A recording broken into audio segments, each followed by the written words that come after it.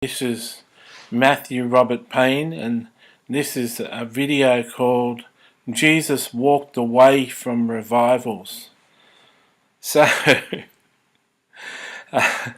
what am I saying?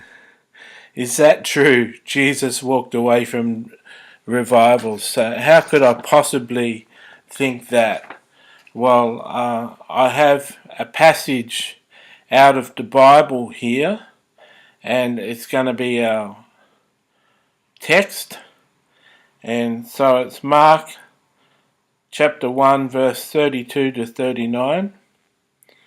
At evening, when the sun had set, they brought to him all who were sick and all those who were demon-possessed, and the whole city was gathered together at the door. Then he healed many who were sick with various diseases, and cast out many demons, and he did not allow the demons to speak because they knew him. Now in the morning, having risen a long while before daylight, he went out and departed to a solitary place, and there he prayed. And Simon, who were with him, searched for him. When they found him, they said to him, "Everyone is looking for you." But he said to them, "Let us go into the next towns, that I may preach there also, because for this purpose I have come forth." And he is preaching in their synagogues throughout all Galilee, and casting out demons. So the setup to this passage is that Jesus went to Simon Peter's house, and Simon Peter's mother-in-law was sick, and he laid hands on her and raised her, and she went and prepared a meal. Then the evening came, and when the sun had set, the whole town gathered and brought all their sick and diseased to him, and demon-possessed, and he healed their sick and cast out demons. And early in the morning, way before the sun came up, long while before daylight, it says. So say 3 o'clock in the morning, I'd say, a long while before daylight.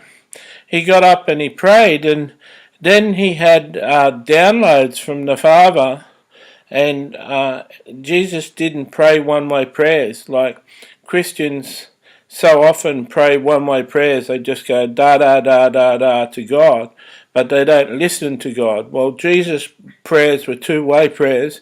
He prayed, asked questions, and the Lord God would speak back to him and tell him, "I want you to go into the other towns now. They're going to come to you in the morning and say, go back to the town and continue healing there. But I want you to go to the other towns and start a revival there." So here is the whole city. The whole city had gathered together at the door. He'd ministered healing signs and wonders, and caused the whole town to come out to him and be blessed. The next day, Simon Peter came and met him and said, "Everyone is looking for you." So that's revival.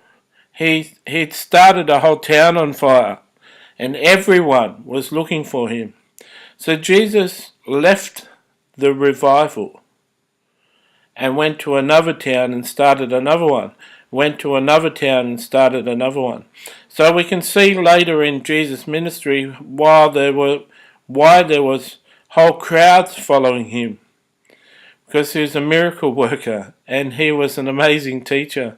So wouldn't it be good these days if people like Todd Bentley, and not picking on Todd Bentley, but people who are revivalists, would go to a town, start a revival, let the Lord start a revival and have an outpouring, and then Todd Bentley leave that town, leave it in the hands of good stewards, and go and start a revival somewhere else.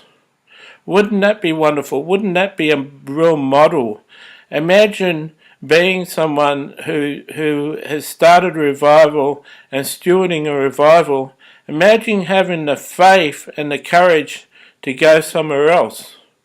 Well, Jesus did it, and I think he set a model for us. Just something for you to ponder. I was at our home fellowship tonight, and this passage came up, and I really think that Jesus said and did everything that the Father commanded.